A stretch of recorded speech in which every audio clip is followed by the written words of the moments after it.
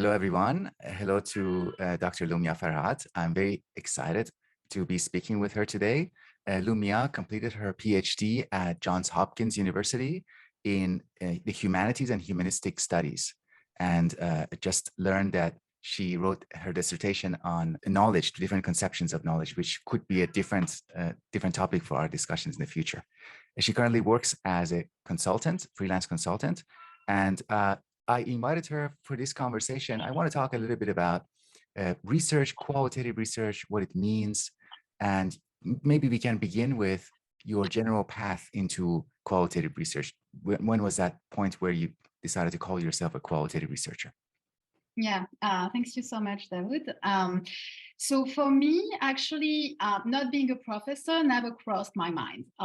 I have spent all my time in academia, and I really loved the fact that I had found a place where I could ask big questions, So that was really my drive when I was in academia. And I was also lucky to be in an interdisciplinary department where I could get familiar with different types of methods. I spent a lot of time in anthropology, media studies, philosophy.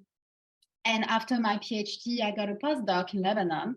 So I was quite lucky to get the equivalent of the Fulbright for Arabic countries. So I moved to Lebanon, to the American University of Beirut, and that was in 2019, which was, let's say, a really difficult year for Lebanon. Being in the middle of a revolution, an economic crisis, the coronavirus, and then the Beirut blast. And it just stopped making sense, to spend all my time in the library, and I couldn't see really the tangible impact of my work. And also the fact that going forward as a postdoc, I realized I had to specialize, and I wanted to keep, thinking again about these big questions and being able to have some variety. And people made it really clear that I had to have a very clear, legible project that would be specialized. So I thought, okay, I need to explore something else. Maybe there's a place where I can keep, exercising my skills, my curiosity outside of academia. How about that? Let's expand the horizon. So also, as I said, this year really shook me. So I decided to take a break and to really explore my options. I moved to Granada in Spain. And just for the anecdote, because I think it's quite a funny one, I moved there not knowing Spanish, not really knowing what I was going to do, but thinking, let's do this career shift in a place that I've always loved, which is Santa Lucia. And I had in the back of my mind that maybe I could be a tour guide, using my background in Islamic studies and, showing the Alhambra and the Albaicin. And so I'm sitting in a coffee shop and everyone is telling me, you're not going to find a job. There's a really high unemployment rate. And I'm thinking, well, we'll see. So I'm drinking my coffee and I look up and I see the Alhambra. And I ask the barista, is that the Alhambra? And that's someone who I think is a customer and who says, yeah, and in fact, if you haven't visited the Alhambra, you should stop by my office. We offer tour guide. And so he saw in me a potential customer, and I saw in him a potential employer. So I said, oh, that's great. I would love to become a tour guide. So in the afternoon, I had an interview. The next day, I was starting my training. And a week later, I was a tour guide in Granada. So I really loved it. I loved the fact that, I could talk to a lot of different people, kept the variety, and was basically teaching outside of the classroom. On the side, I was doing some informational interviews on LinkedIn. So I did bother a lot of very patient and nice people to basically ask them about UX research. So I heard about it, and I like the fact that there was the word research. And I think a lot of us, coming from PhDs, feel a little reassured, there's something we can grasp. But I still had no really clue what it entailed. So I asked a lot of people, can you share with me what your day looks like? Can you tell me more about it? And what is funny is that I kind of ended up doing an ethnography of user researchers. I was doing my own research on them and trying to figure out whether it would be a good fit for me. And someone actually shared with me the, I think it's Nielsen Norman Group article on when you only need 5 users. And he's right, because by the 6th informational interview, I realized I knew pretty much all the things I could gather, So then I started to read books, and but there was something, I had also the feeling that it was really difficult to break into UX as a junior. And maybe we can talk about that.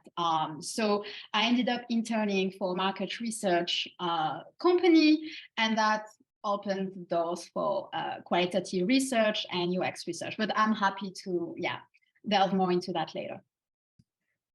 I was really interested by something you said earlier. You said that you it was a source of discontent, let's say, that you did not feel connected to the ongoing crises and events around you. Yeah. And that's not, interacting with many scholars and academics, that's not, I don't always see that in people. Mhm. Yeah. And the most stark example in my mind is always Alfred Tarski, the logician, who Mhm. during the Second World War, he left his family. He was living in very volatile times, and his own life was very volatile. And he Mhm. kept going back to logic, these very abstract logic Yeah. questions. Mhm. But I myself, like you, I want to have a sense of connection to what is going on Yeah. and kind of join the rhythm of life around me. Uh, Completely. Mhm. where do you think that comes from? Do you think that's a personality I think, characteristics? yeah, for sure. It has to do with personality, because the way that I did my research and my work at some point felt that I was giving way too much and not getting in return, because I would infuse a lot of my life, my reflections, in my work. So, the fact that I was focusing on medieval text and trying to bring them to life made it a very solitary exercise. At the same time, I was lucky to have really, really interesting and passionate colleagues. And so I could see a difference, when I was part of a group of like-minded people who wanted to not just to study Islamic philosophy, but to do Islamic philosophy, to think with these philosophers. Then it completely changed the way I did research and the way I felt, because I felt I had found my tribe. But it couldn't carry me any longer, because at the end of the day, being in Lebanon and just trying to go to the library and spending all my time in the library and feeling really this distance, with what was going on, was, I think, the wake-up call for me that I could use my skills and my curiosity Mm-hmm. in a different setting. So I think you're right. It's probably related Mm-hmm. to personality as well. Yeah. The medieval texts, especially from the philosophy in the Muslim world, I think they are highly relevant right now.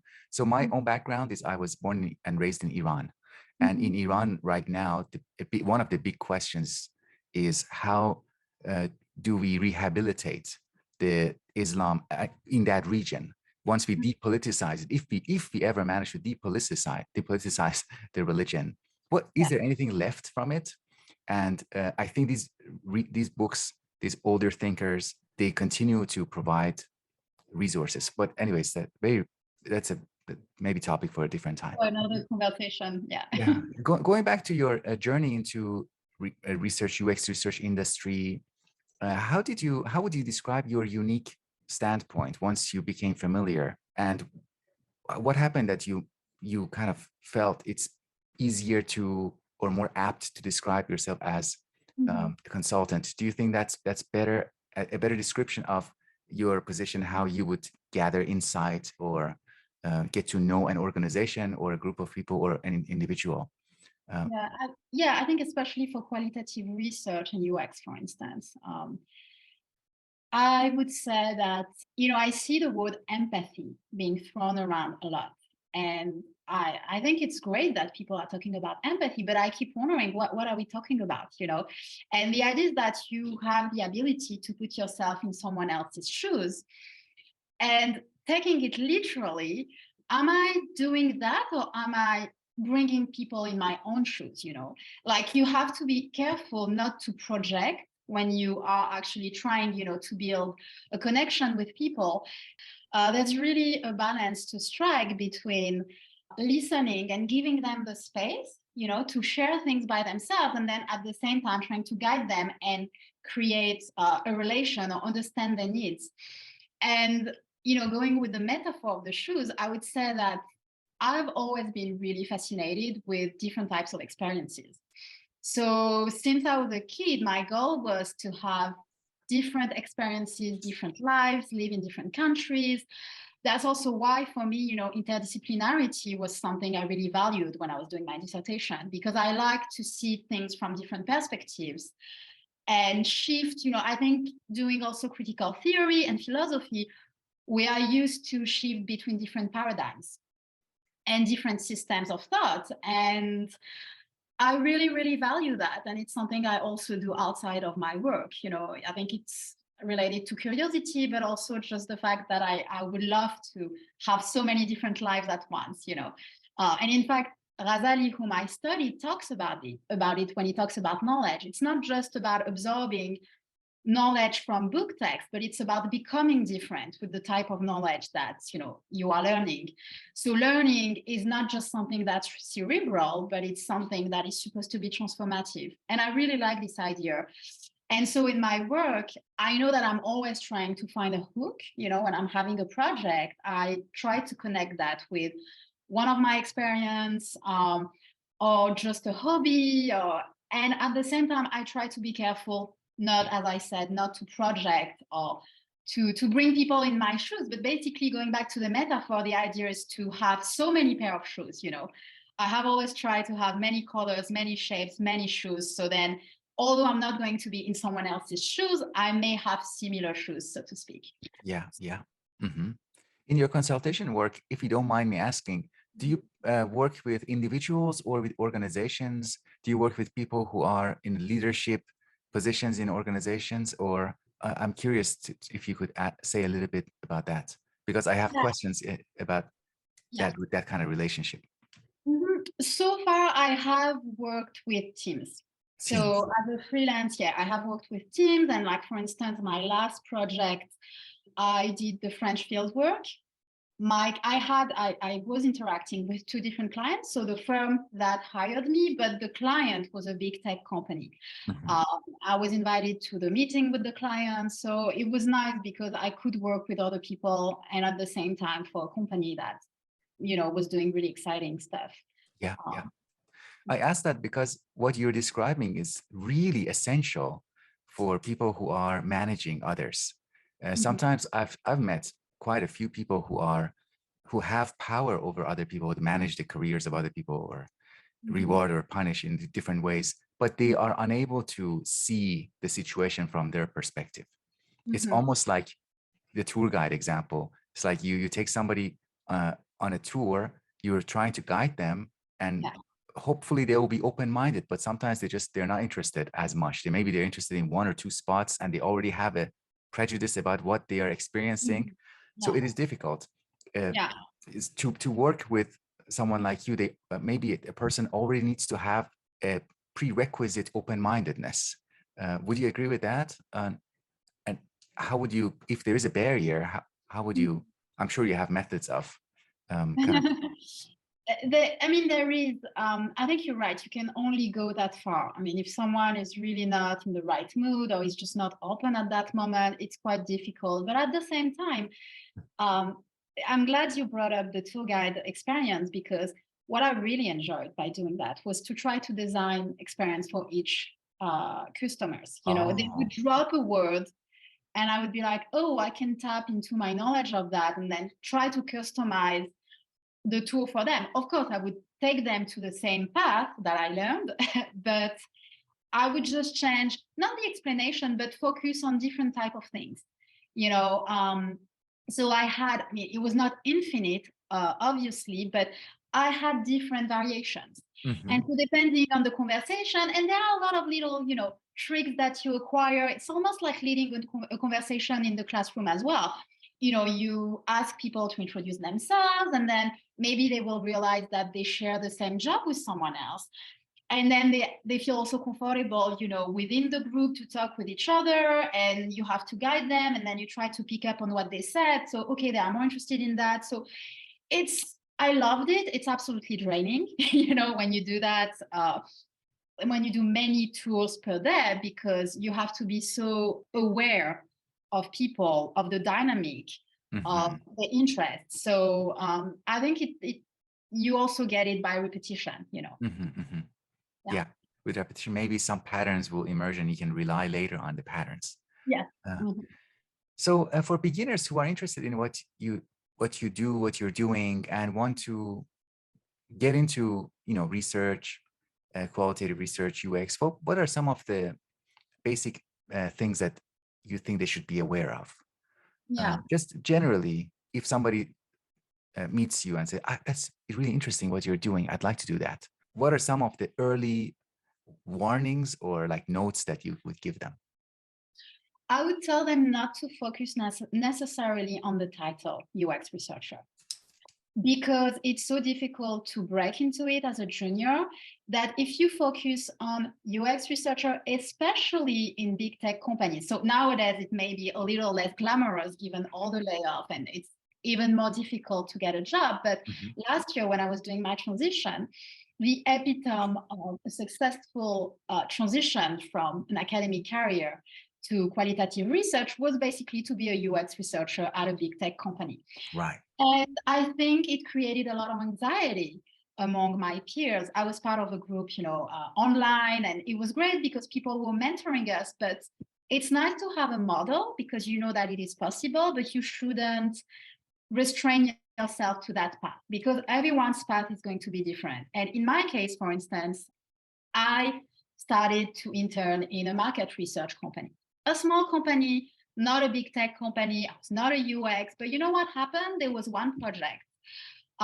Because now, if you think about it, all the companies have websites. Even your local bank may have an app. So there is an increased need of UX type of work. So I ended up, because it was a small company, being part of the meeting with the client, writing the UX guide from scratch, having to do the interviews, and I have learned so much with this project. So of course, I didn't get the mentoring from other UX researchers, but I still was in touch with people from LinkedIn, for instance. There are so many resources nowadays and online, and so you can do your research. There are a lot of, template that you can find online as well.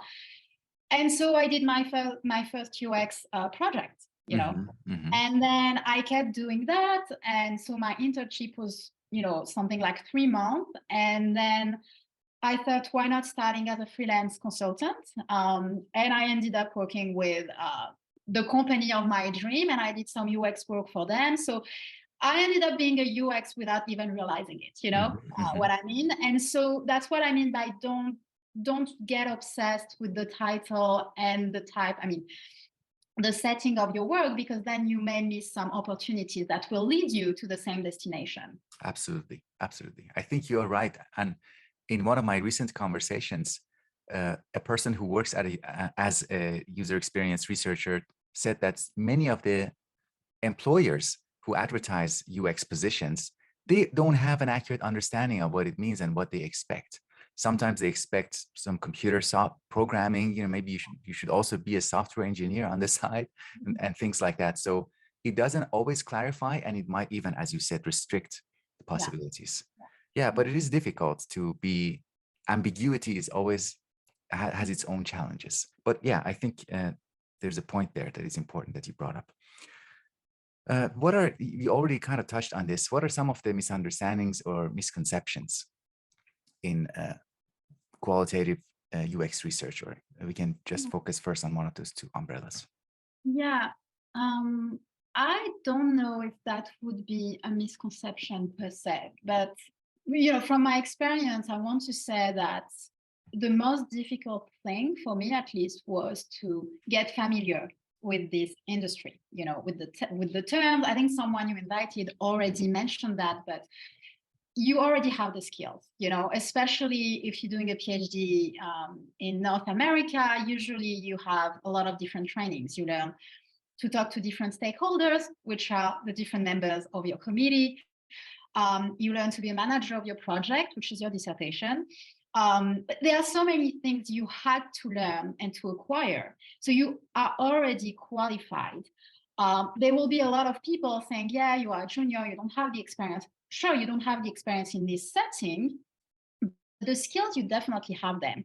So I would say, at least for me, my main job was to really demystify, the entire thing, the Mm-hmm. process, the terms, get familiar with it. Um, And then there's also a shift of mindset. You're not doing research because it's interesting. There is an end goal, which is to make the product better, which is profitability. And it's probably something you're not that familiar if you have spent your entire life in academia, as it was the case for me. So for me, really what I had to work on was to really acquire a different mindset. Mm-hmm. But then the skills and the job, I felt I could do it.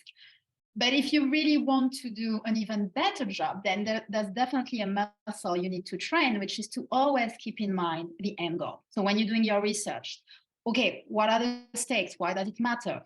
So kind of like being a bridge between users, the client, and the end goal. So Mm-hmm. yeah, I would say it's like a thread that you are following and that you should keep in mind. Mm-hmm. Mm-hmm. Okay, great, great. Well, because my interest is not solely in the topics that we are talking about, I'm also interested in getting to know you a bit more. So I want to ask you this last question about how do you envision your future path participation? Do you, in the future, would you like to continue doing applied research, or would you like to do some more theoretical work? Would you go back to those texts from the Middle Ages, the philosophical texts about knowledge, different kinds of knowledge? Uh, yeah, just to the extent that Mhm. you think about those questions. I know it's difficult to predict the future. Yeah, I mean, I don't close the door of research and academic research, even if I do it as an independent scholar. Although for now, I think I really want to um, go more into the business side of things, into the strategy.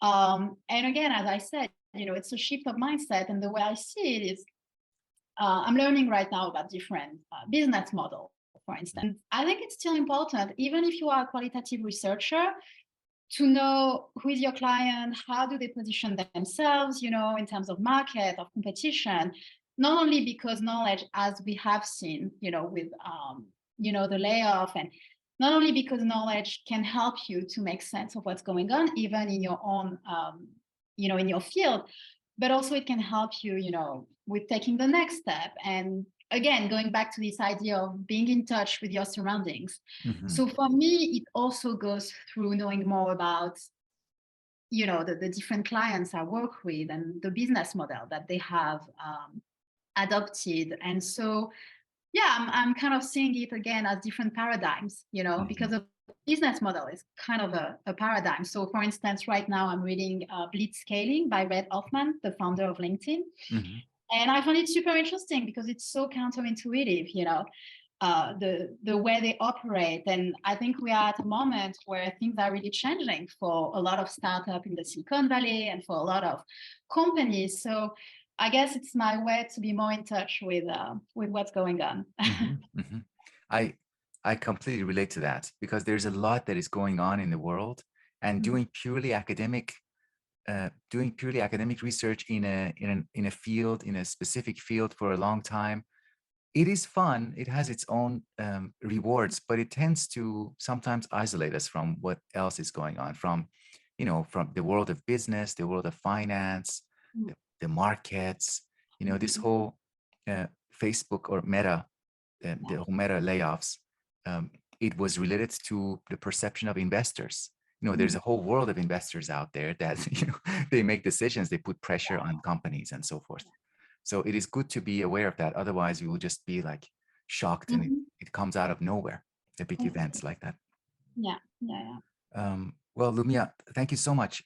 Anything that we didn't touch on for this conversation, I would love to have you again to talk about some of the threats that we touched Mhm. on. I think, yeah, I would love to continue some of these subtopics that we touched on. But for now, any last words before we close this conversation? Um, Not really, aside from the fact that my LinkedIn is open, my inbox is open. If anyone is going through the same transition, I'm more than happy to offer some guidance or, tips. It's very nice of you. Thank you. Thank you. So let me Thank you so close much the for the recording, conversation. and we will say our goodbye.